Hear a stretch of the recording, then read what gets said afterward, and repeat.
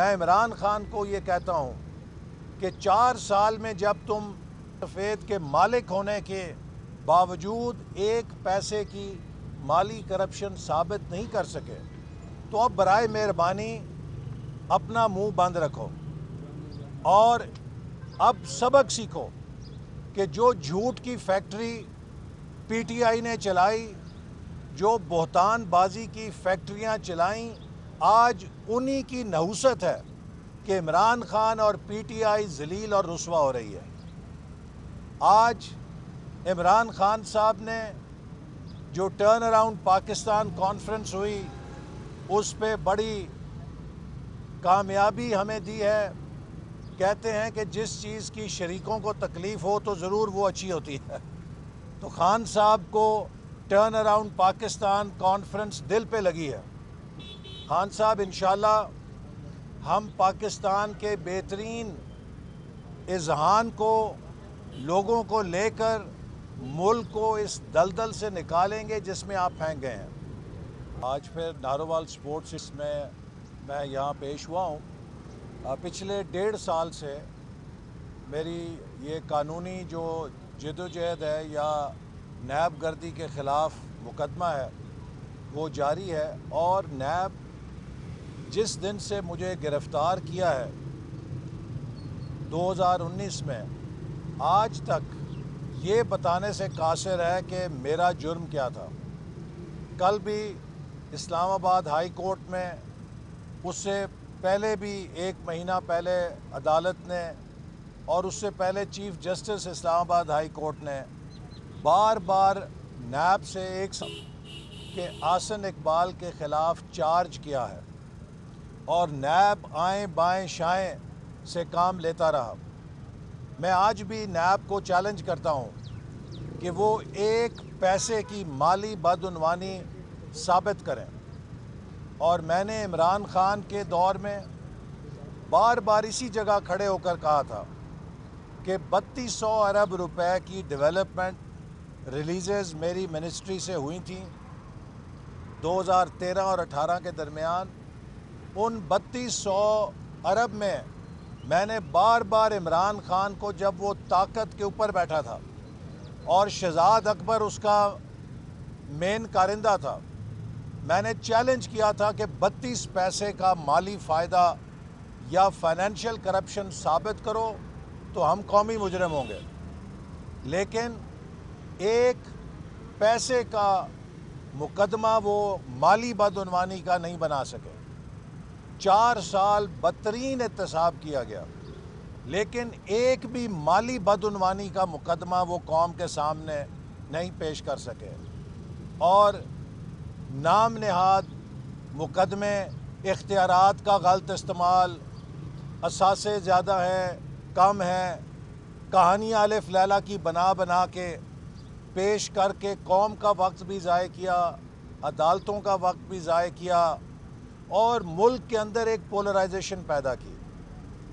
آج بھی میں یہ بات واضح کرنا چاہتا ہوں کہ آج جو لوڈ شیڈنگ کا بحران ہمیں درپیش ہے، یہ موجودہ حکومت کا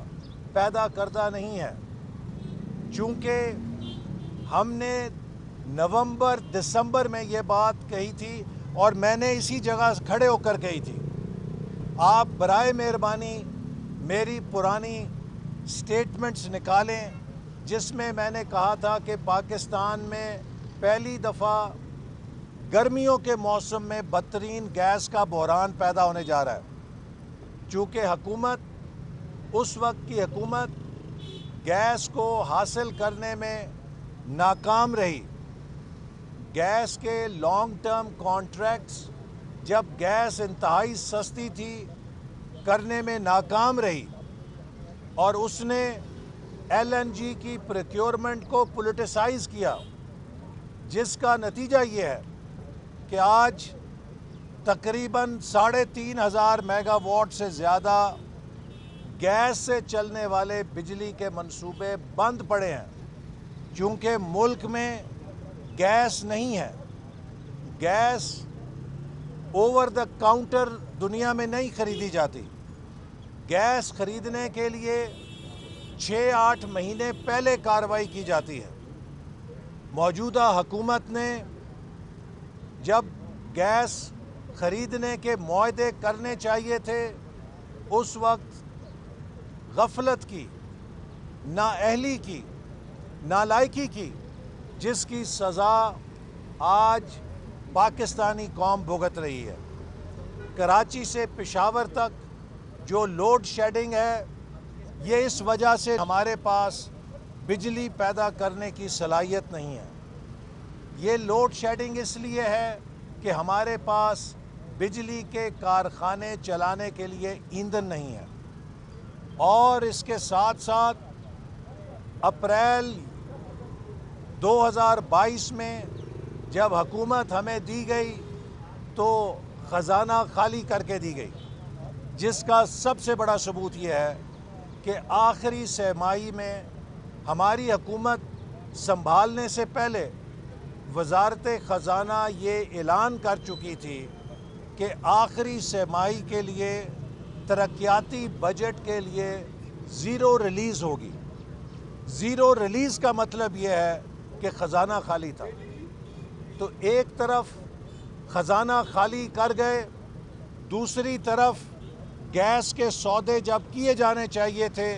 وہ نہیں کیے، تو یہ موسم گرما پی ٹی آئی کی نالائکی کا موسم گرما ہے، اور اگلا موسم گرما انشاءاللہ تعالی اس سے بہتر ہوگا، چونکہ ہم اس کے لیے کوئی پیش بندی کر سکیں گے۔ اور اس موسم گرما کے لیے جو عوام کو تکالیف برداشت کرنی پڑ رہی ہیں،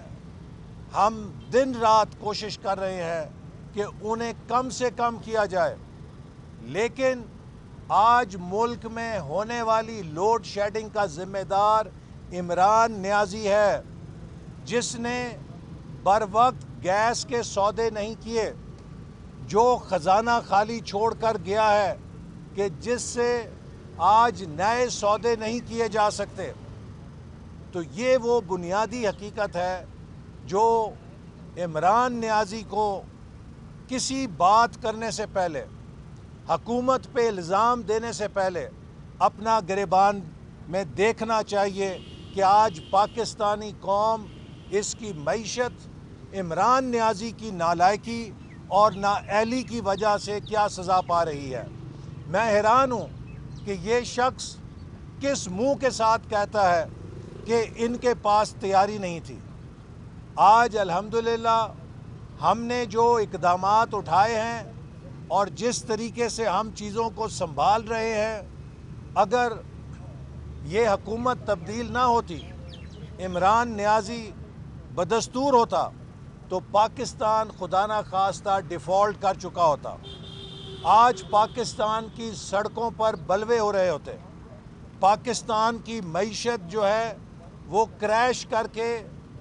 غیر ممالک اور بین الاقوامی اداروں کے رحم و کرم کے اوپر مکمل طور پہ 100% ہوتی۔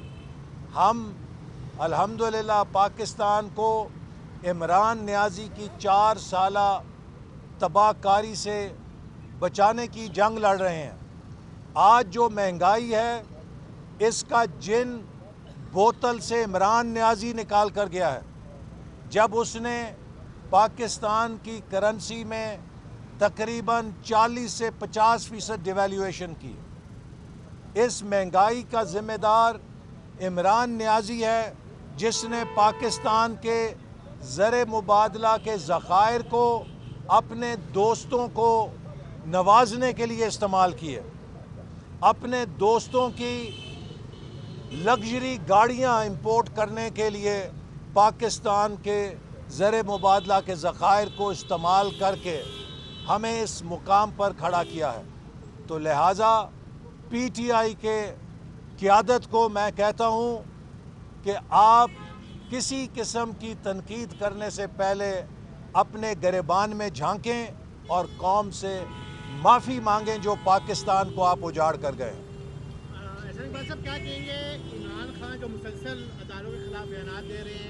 ہیں، لوگوں کو میں اشتعال دلانے کی کوشش کر رہے ہیں، ہفتے کو انہوں نے پاور شو کرنے کے لیے اجازت بھی مانگی ہوئی ہے، हुकूमत क्या कर रही है? आया इमरान खान को वो जलसा करने की इजाज़त देगी? अदारों को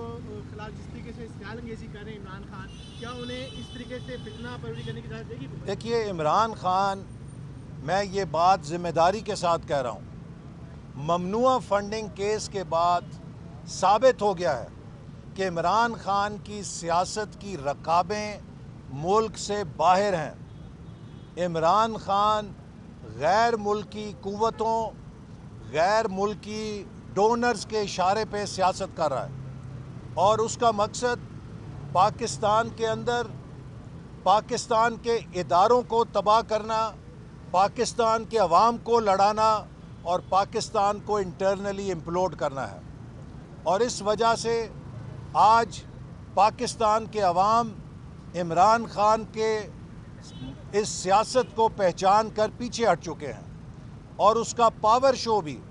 उसी तरह नाकाम होगा जैसे उसकी लॉन्ग मार्च नाकाम हुई थी। इमरान खान आज जिस अंदाज में हमारे कौमी इदारों पर कभी फ़ौज पे, कभी अदलिया पे, कभी इलेक्शन कमीशन पे तनकीद कर रहा है, वो समझता है कि धौंस के साथ इदारों को डरा के, अदारों को निशाना बनाकर वो अपने मतलब के फ़ैसले हासिल कर सकता है। इलेक्शन कमीशन पर इमरान खान का फायर इसलिए हो रहा है कि इलेक्शन कमीशन ने ममनुआ फंडिंग केस का फ़ैसला करना है और मुझे उम्मीद है कि इलेक्शन कमीशन इमरान खान की इन गीदड़ धमकियों से, इस हरासा करने की सियासत से मरूब नहीं होगा और वो मेरिट के ऊपर फ़ैसला करेगा। चूँकि इमरान खान ने एक तरफ ममनुआ फंडिंग के ज़रिए पाकिस्तान दुश्मन हलकों से फ़ंड हासिल किए हैं और दूसरी तरफ बेचारे बैरून मुल्क मुकीम पाकिस्तानी जो खून पसीने की कमाई से पैसे जमा करते हैं, उनके डोनेशंस को, करोड़ों रुपए की डोनेशंस को गबन किया है, उनके अकाउंट्स को खुफिया रखा है और उनके अकाउंट्स के अंदर कोई हिसाब किताब पेश नहीं किया। तो लिहाजा ये पाकिस्तानी सियासत की सबसे बड़ी डकैती है जो किसी पार्टी और लीडर ने अपने हमायतियों के ऊपर की है। तो इसलिए इलेक्शन कमीशन से, उनके फ़ैसले से इमरान खान डरता हुआ इलेक्शन कमीशन को डराने की कोशिश कर रहा है, दबाने की कोशिश कर रहा है, मरूब करने की कोशिश कर रहा है कि शायद इन हथकंडों से वो अपने फ़ैसले को तब्दील करा सके। लेकिन मुझे उम्मीद है कि इलेक्शन कमीशन मेरिट के ऊपर, आइन और कानून के ऊपर